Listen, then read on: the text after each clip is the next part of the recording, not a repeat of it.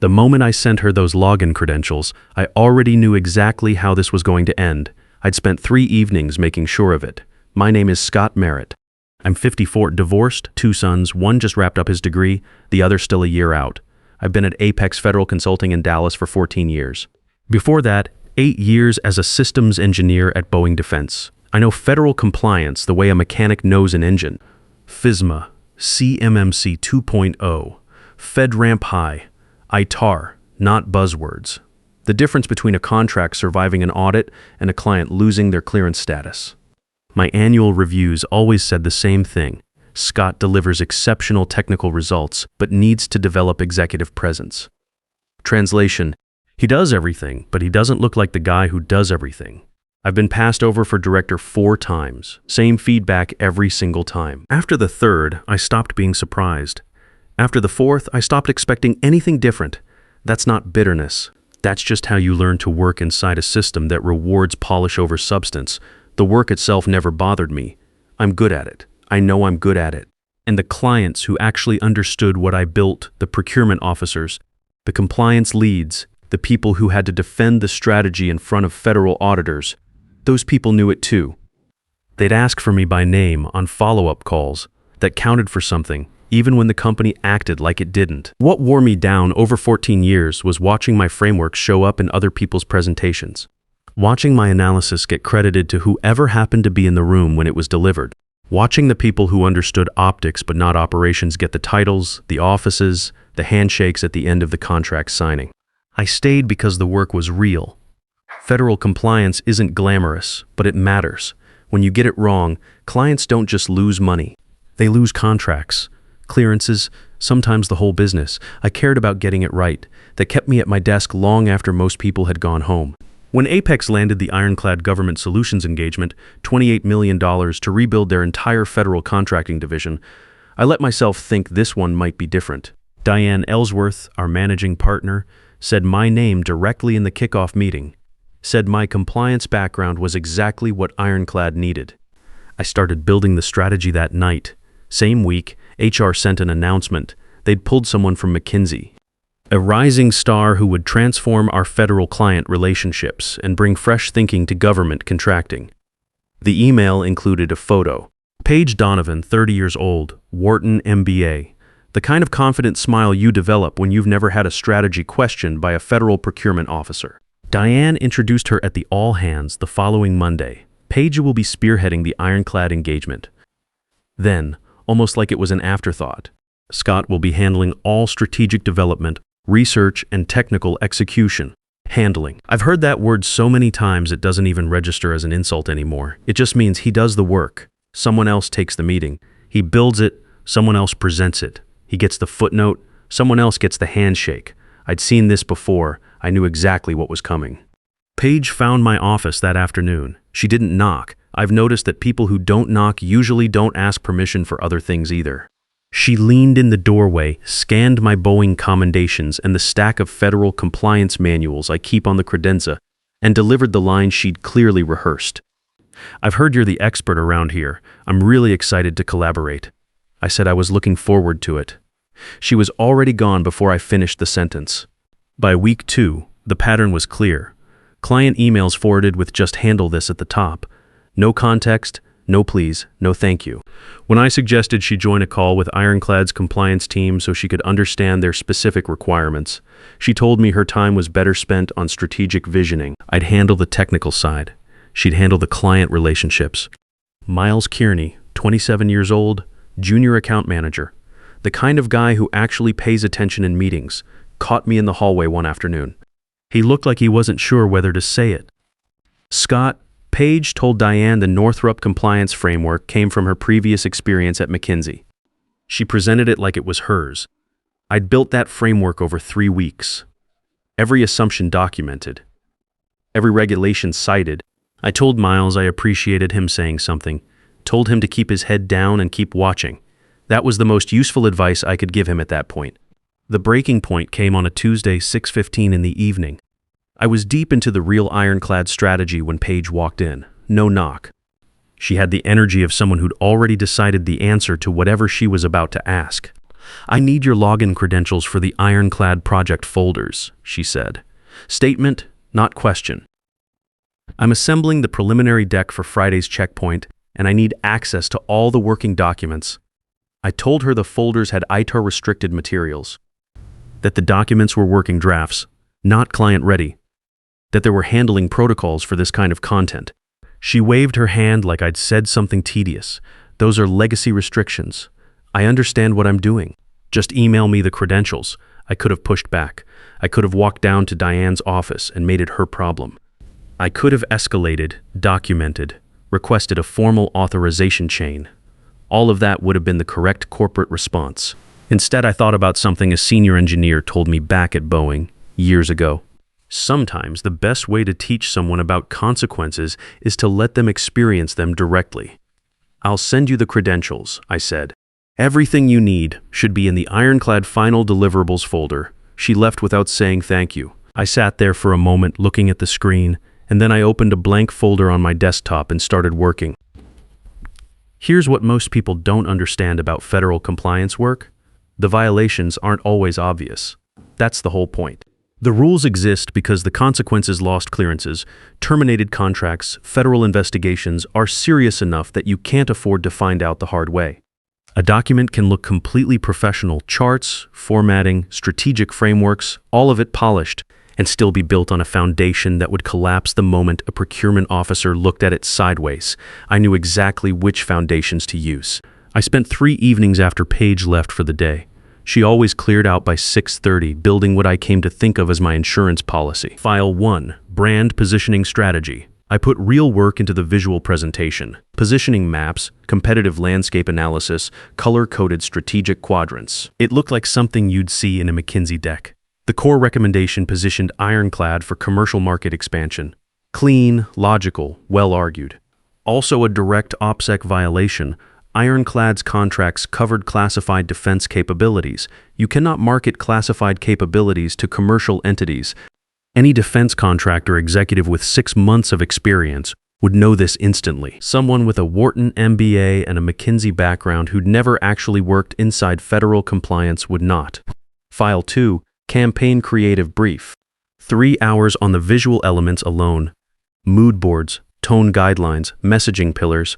The entire emotional approach was built around transparency, open communication, and public accessibility. The language was warm, inviting, designed to build public trust. For a classified defense contractor, exactly the wrong direction. The brief read beautifully. It would have triggered an immediate security review.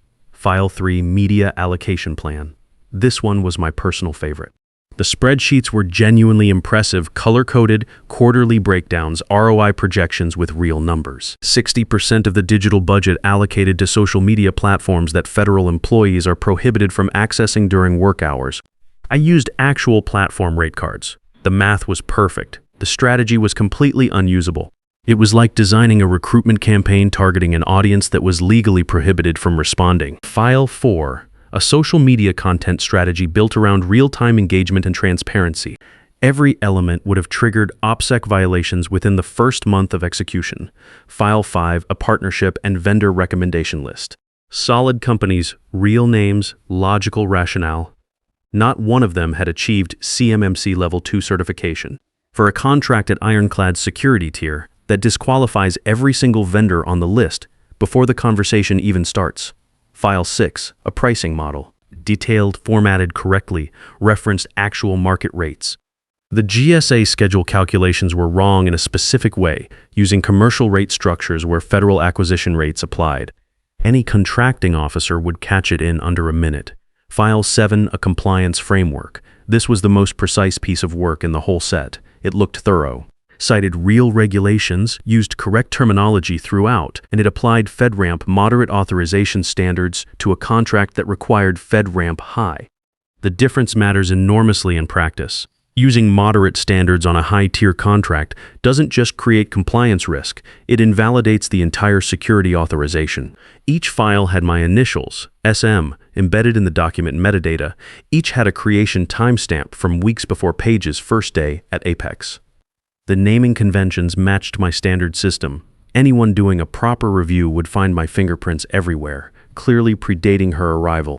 Then I built the real strategy. The actual work, genuine market positioning for classified defense clients, CMMC-compliant vendor partnerships, FedRAMP high authorization framework, ITAR clean messaging architecture, federal acquisition pricing that matched actual GSA schedules. Every recommendation sourced, every assumption explained, every regulatory requirement addressed, that went into a separate password-protected folder. I also added a background logging script to the shared drive. Every time someone accessed the dummy files, I got a record. Downloads, timestamps, file renames, all of it captured automatically. I sent Paige the credentials at 6:30 that evening with one line, "Everything you need is in the Ironclad Final Deliverables folder." Within 2 hours, she downloaded all 7 files. By the next morning, I had a complete record. And when I checked the file properties on her copies, she'd stripped my initials and reformatted the headers under her own name. I had screenshots of the exact moment each change was made. The following morning at stand-up, Paige presented the frameworks like she'd been up all night developing them. I worked late pulling this together. The strategic direction here is genuinely groundbreaking. Miles raised his hand from across the table. He'd been paying attention. The positioning looks like it's targeting commercial markets. Is that right for a classified contractor? Paige smiled, didn't miss a beat. That's exactly the kind of conventional thinking we need to move past. Sometimes real strategy makes traditional defense people uncomfortable. I wrote that down. Word for word. Over the following weeks, she sent the files directly to Ironclad's leadership team, attached her name as lead strategist, mentioned me in the footnotes as research support. When she mentioned me at all, each presentation made her more committed to the story she was building. The more she presented it, the harder it became to walk it back. She'd built her entire professional reputation at Apex on 7 files I'd designed to fail. The preliminary review with Ironclad was scheduled for a Tuesday. She'd already sent them the full 47 slide deck for advance review the Friday before. There was no way back. Ironclad's main conference room was on the 12th floor of their building in downtown Dallas. The kind of room that tells you immediately what kind of company you're dealing with. Defense innovation competition trophies in glass cases along one wall. Framed photographs of senior government officials and procurement ceremonies along the other. A mahogany table long enough to seat 25 comfortably. No decorative plants, no motivational posters, nothing soft, just results on every surface. 14 people filed in that Tuesday morning. Reed Calloway, Ironclad's CMO, took a seat near the center. He had the look of someone who'd been in enough contractor pitches to know within the first 10 minutes whether he was wasting his time. Sandra Weston, Ironclad's CEO, sat at the head of the table, 30 years in federal procurement before she built Ironclad. She had the kind of quiet authority where she didn't need to signal it. The whole room just oriented around her without being asked. The rest of the seats filled in with procurement officers, compliance leads, 2 people from their legal team, and a handful of senior directors. People who had spent careers inside the federal contracting system. People who knew the rules not because they'd studied them, but because they'd lived with the consequences of getting them wrong. I took my assigned seat in the second row, laptop open, and watched. Paige arrived early, worked the room, confident handshakes, practiced small talk, the kind of energy that reads as leadership presence until it gets tested. She had the polished ease of someone who'd never walked out of a client meeting having lost the room entirely. That was about to change. The opening slides were safe. Company overview, mission alignment, industry context. Paige moved through them cleanly. She was good at the performance part, the pacing, the eye contact, the confident pause before an important point. If you didn't know what was coming, you'd think the meeting was going well. Slide 5 changed the temperature in the room. The positioning map appeared on screen. Commercial market expansion strategy, clearly framed as the central recommendation. Reed Calloway's expression shifted before Paige finished her sentence. Not dramatically, just a small tightening around the eyes, the look of someone doing a quick internal calculation.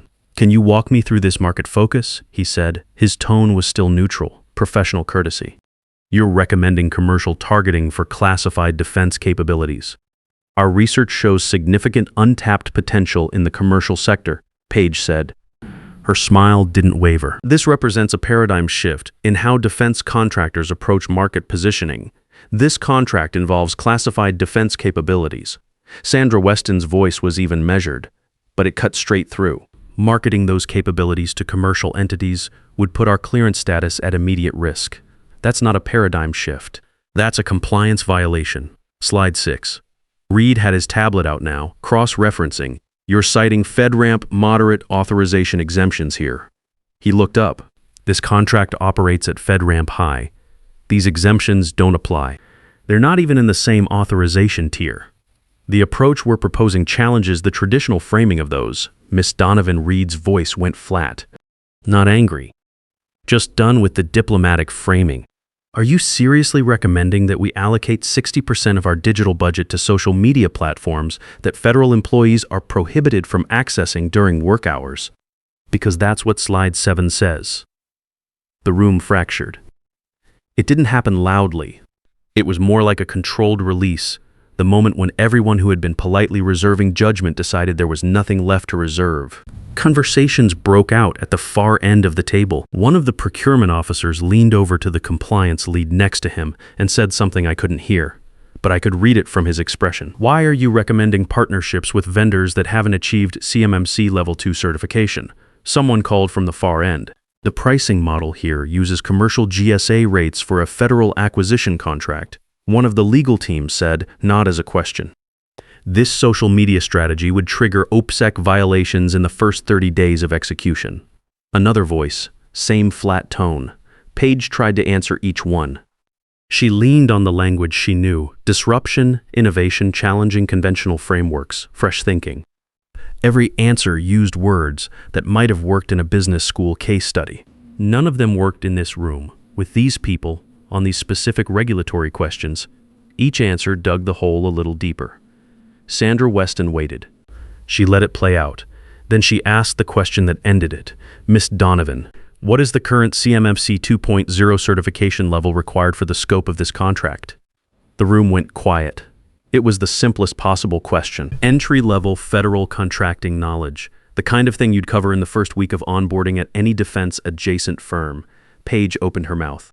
Nothing came out. She closed it, opened it again. Still nothing. Reed looked down the table toward me. Mr. Merritt, do you have anything to contribute? Every head in the room turned. I'd been sitting in the second row with my laptop open for 40 minutes. Patient, quiet, watching the whole structure come down exactly the way I'd known it would. I stood up, straightened my jacket, and said, Level 2 requiring third-party assessment. Effective since March 2023. Sandra looked at me for a moment. Then, please, go ahead.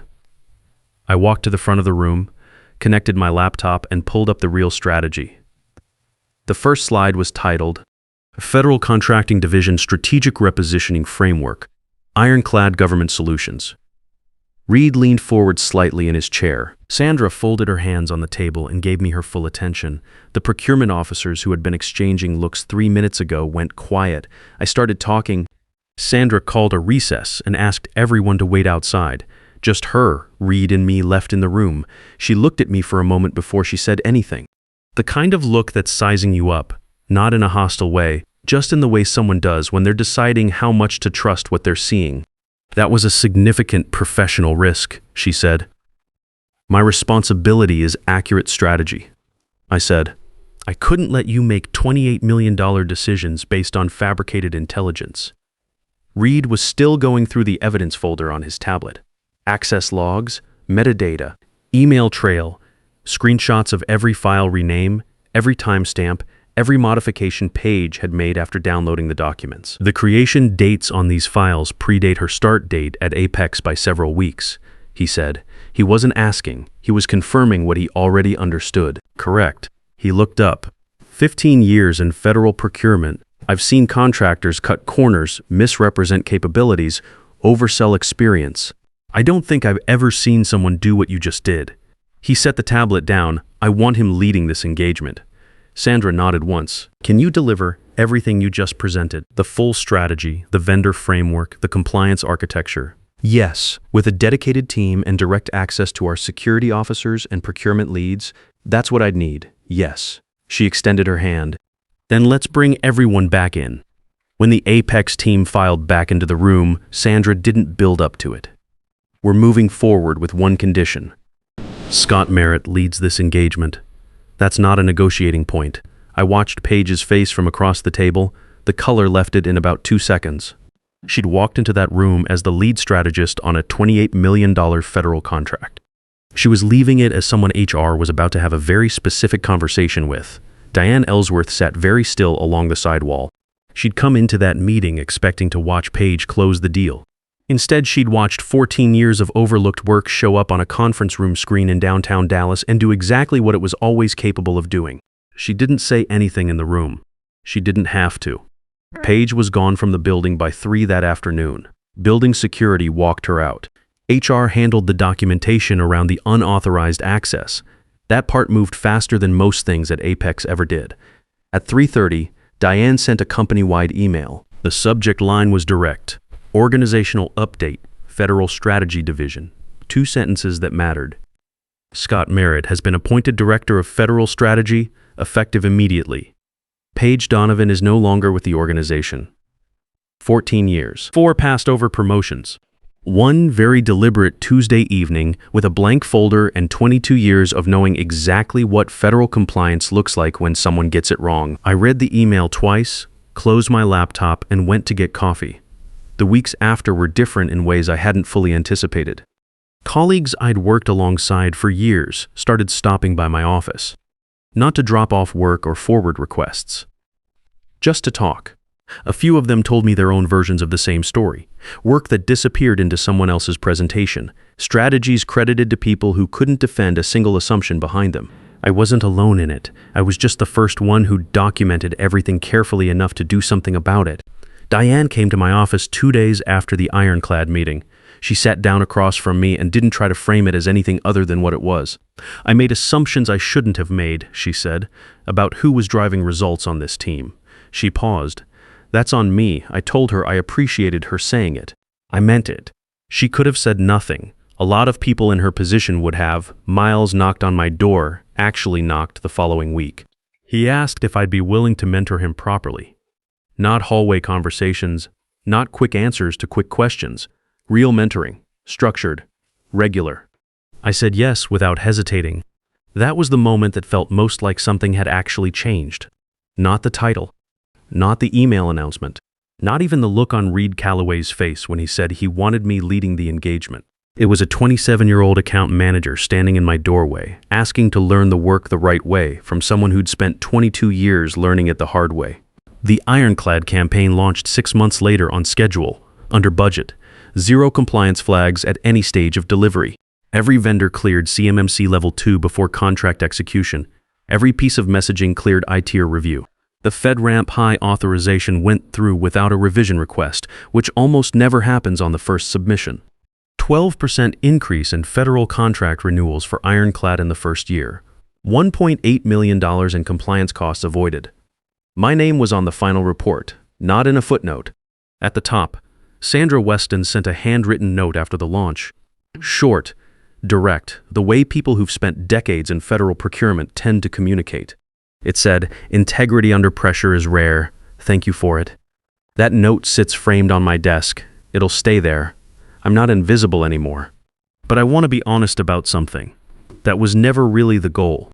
I didn't build those 7 files because I wanted a title or an announcement or a framed note on my desk.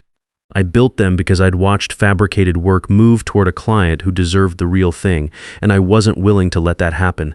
The work matters. Getting it right matters. And if you've spent enough years doing it right, quietly, carefully, without anyone noticing eventually, the moment comes when the truth just needs somewhere to land. Make sure you've already built it a place to land before that moment arrives. That's the only thing I'd tell anyone who's been sitting where I was sitting for the last 14 years. Document everything. Do the real work anyway, and wait. The people who keep their heads down and do the real work aren't invisible because they lack ability. They're invisible because the system wasn't looking in the right place yet.